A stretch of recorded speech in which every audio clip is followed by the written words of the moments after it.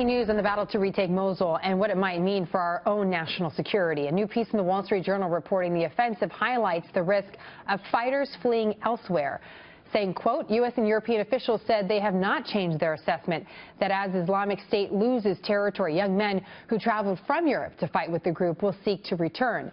The Mosul attack may inspire radical people to act or eventually return more fighters to Europe, said a U.S. official. Here now with more on this, Tom Joscelyn, senior fellow at the Foundation for Defense of Democracies, senior editor of the Long War Journal. So the image that comes to mind is poking a hornet's nest, right? You start poking that nest and suddenly the hornets go elsewhere. What do you think is the real risk of the battle in Mosul having impact in Europe and even closer to home? Well, I think you could certainly see the sort of reverse flow of foreign fighters, both from Iraq and Syria, as Islamic State continues to lose ground. But keep in mind, they've already infiltrated throughout Europe with foreign fighters. So there's already that growing threat. The threat's been there now for 18 months, however long. The bottom line, too, is that they're also using foreign fighters to defend Mosul. So they deployed Chechen fighters, for example. The Chechen commanders were deployed south of Mosul earlier this year to basically draw the defensive lines. And other foreign fighters from other countries have been deployed there as well. You know, in the last 24 hours, the Islamic State has come out and said that 58 suicide attacks have been committed around Mosul as they try and defend the city. Now, we can't independently confirm that statistic, but it sounds about right. And probably a good number of those suicide bombers are, in fact, foreign fighters. I'm so curious about your assessment of what's happening in Mosul based on what we know from social media, because I know that's something you look at closely. Obviously, you look at what ISIS is putting out as propaganda. What's your sense of what Mosul means? Well, I mean, it means a lot to the Islamic State. Remember, they've been telling everybody for years now that this is part of the caliphate. For a couple of years, this has been one of the great seats of the so-called caliphate, and losing it would be a big blow to the organization. They will continue to fight on, even if they lose it, though, and we've talked about this in the past, where they have an incredible insurgency capability. They were a guerrilla army before they were anything else, and so they'll just return to those tactics.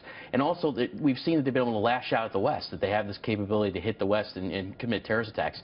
And one of the things we've discovered is that they've basically improvised this system where they remote control terrorists in Europe. Yeah, tell us a little bit more about that, because we see the map, we see how close Mosul is to Turkey, you know how close Turkey is to Europe, but you say even just looking at the physical map is less important than this remote controlled strategy they might have. Well, I would say they're equally important. It's two different ways of doing it. One way of doing it is, of course, send foreign fighters back to Europe to commit attacks. Another way to do it is digitally. What they've done is they've set up the system where basically ISIS supporters or people who want to go fight for ISIS but can't make it can basically commit an attack in their home country by corresponding with an operative online. This handler walks them through their attack. And I'll give you a great example of this. In Ansbach, Germany, this last summer, there was an Afghan refugee teenager who wanted to support ISIS. To the moment he walked onto a train where he hacked the passengers with a machete, the moment right before that, he was actually corresponding with an ISIS handler via probably his phone or a computer or something along those lines, and was actually saying, okay, I'm going to begin now. That's how much remote control this can be. And this is very interesting because these are small-scale attacks. They're not big operations. But what the quiet part of this war is that the U.S. and European officials have been trying to fight these remote-control terrorists. It's a buddy system. It's a buddy system. It's a very interesting way of improvising on some problems. You know, they know that even though they've been able to infiltrate Europe with foreign fighters and something along those lines, there's still a pool of would-be supporters who maybe their travel is limited. And this is a great way to try and help them. I didn't get to al-Qaeda. I always like to ask you about al-Qaeda. Just any quick thought. I only have about 30 seconds. Well, but because we're focusing so much on ISIS, I don't want to forget what's happening. Over and over again, I tell everybody al-Qaeda is still alive. It's growing. It has grown. It's not dead. And ISIS did not succeed in the global jihad. So we have to remember that. I always just want to make sure we keep our perspective very global when we look at terror. Tom, great to have you. Thank you.